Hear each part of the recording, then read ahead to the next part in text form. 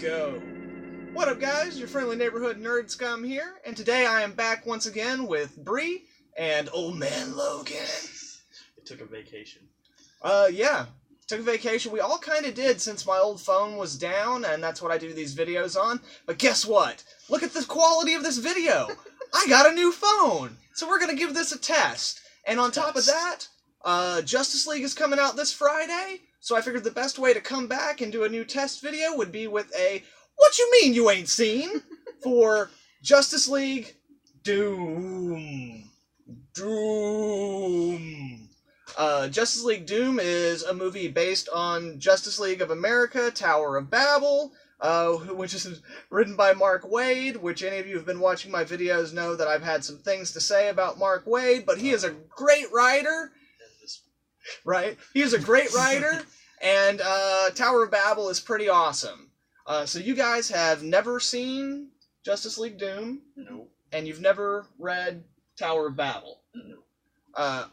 Was the first time you heard about it when I kind of gave you the brief description of it? Yeah. Which is that basically someone steals Batman's plans and uses them against the Justice League. Which is pretty awesome. Mm-hmm. Yeah, sounds good. So, what are you expecting from this movie? Awesome Batman. Yeah, I was going to say his outtake, or his opinion, or not really opinion, tactics against the characters. That'll be interesting, seeing his theories on how to combat each Right on. of the characters. Cool. And I know... And I know that some of you guys already are probably starting to type in the comments about the differences between these and your opinion on it, because I know that these divide a lot of fans. But we'll get into that a little bit more after we watch the movie. Alright, guys. So are you guys ready? Hell yeah. I've been wanting to do this for like a week or so. So, Justice League, action! The Kevin Conroy line in Justice League Action is so ridiculous. I've just been wanting... I wish I could do a better Kevin Conroy impersonation, but that's just like my, not raspy Batman. Hell Just Justice League. He sounds like a Korean, cheap ninja filmmaker. Oh, yeah? Yeah. Justice League! Action! Ninja fight. Action! Now everyone's going to be saying I'm racist. Oh my That's going to be gosh. great. I'm not going to cut this out either. I don't give a shit. It's going in there. Justice League Doom, everybody. Here we go. Boom. What'd you guys think? I really enjoyed it. I really enjoyed the characters that I've never got to see before, which was actually quite a few, more than I was expecting. And yeah, I liked it. I like kind of the dark side of some of that stuff. It was pretty brutal. You don't get to see a lot of that in the regular series shows. So Right. when they play them more, human and Yeah.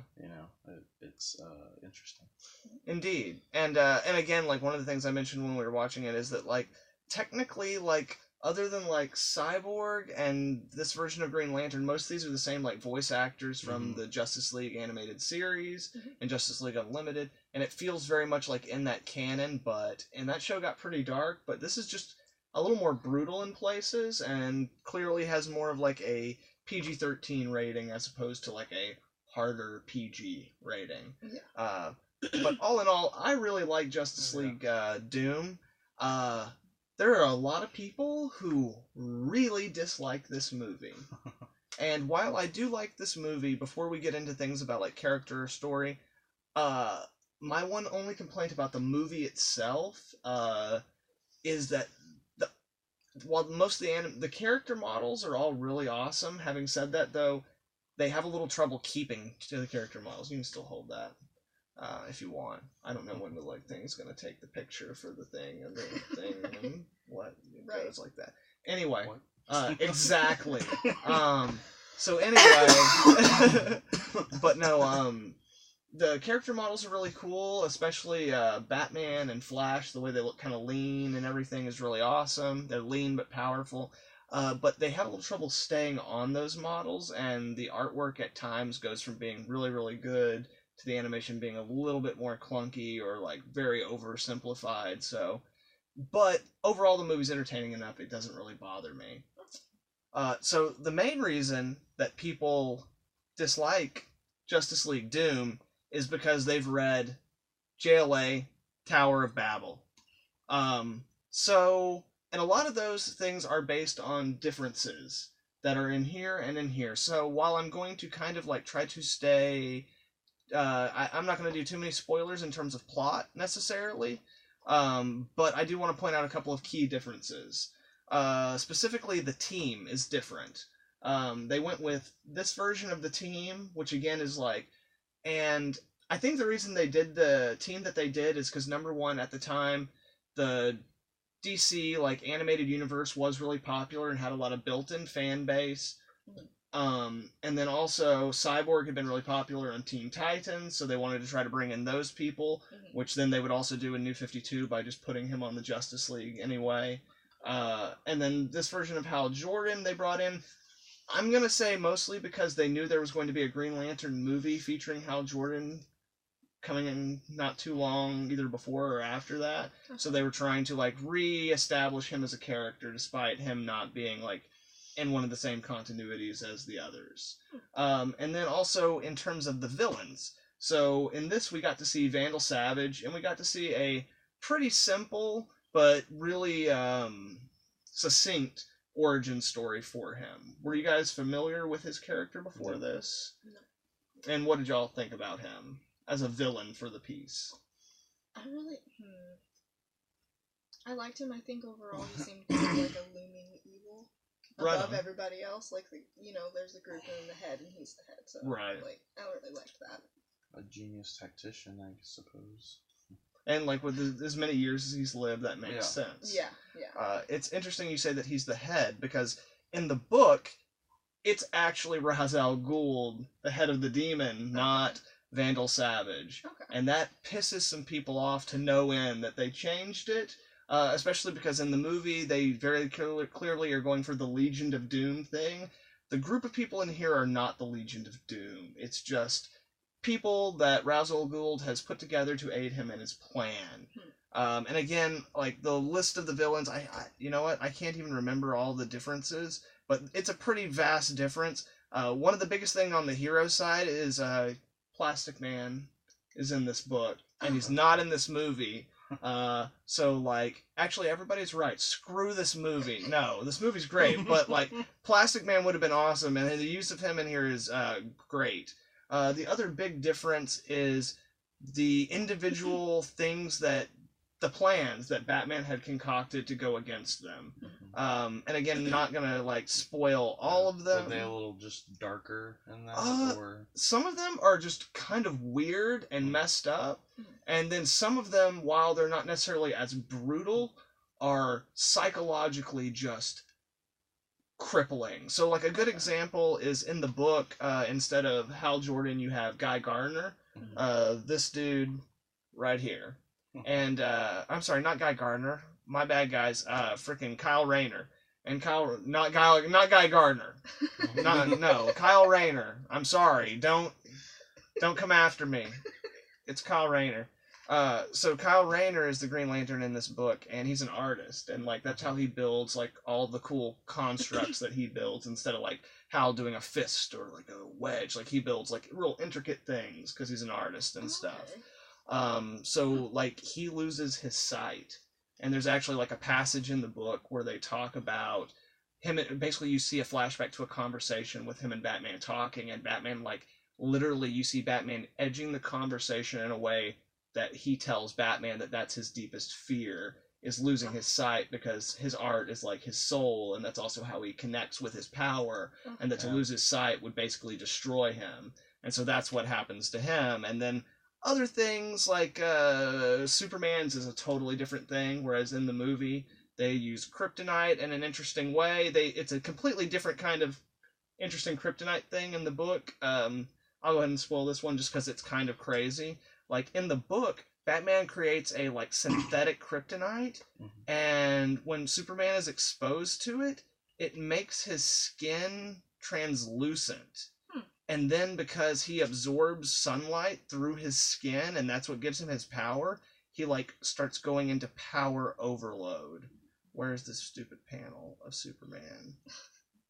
I've been trying not to edit these, but watch, now that I'm trying to find this panel of Superman, it's going to take 15 minutes, and I'm going to have to do a big cut. Oh, there was Plastic Man getting all jacked up. There we go. Oh god. Yeah. So that's a pretty big difference between what's in the movie.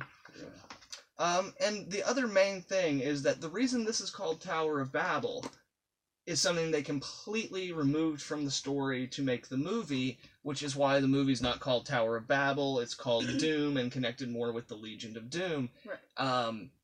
And that is that part of the plan to not just go after the Justice League, but part of the overall plan is they basically find a way to scramble language so that no one can understand each other. And once language breaks down, it's not just speaking, it's like, it starts off as just words, and then it becomes, or it starts off as just letters, and then, like, it becomes words, and then, like, once people stop being able to communicate, societies around the world just start crumbling. Wow.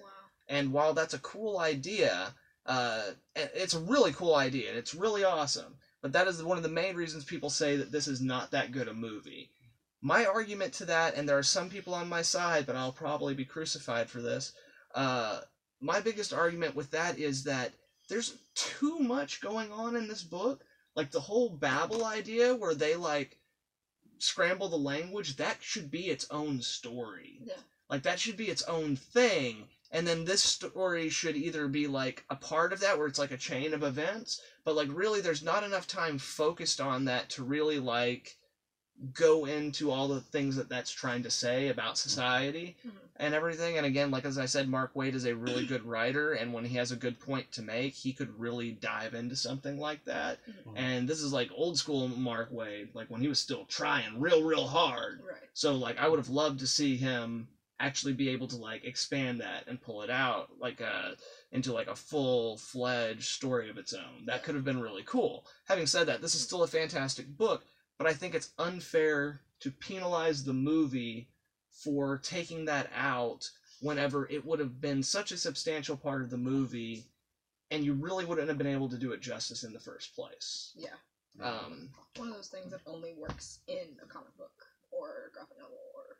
Yeah, unless you can dedicate a lot of time to it. Yeah, or its own... Yes. Like, You have to develop it.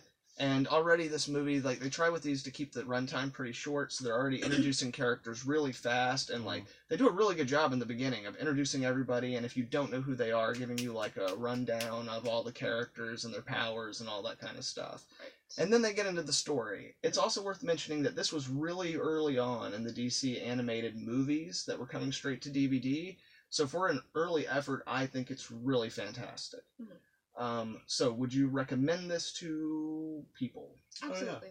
To human beings? If you enjoy the Justice League animated Oh yeah, absolutely. shows and other movies, I'd definitely recommend it.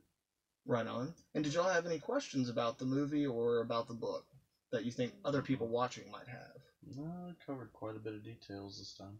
Yeah, I went on for a bit. I haven't been doing these for a while, so I figured I'd do a little bit more.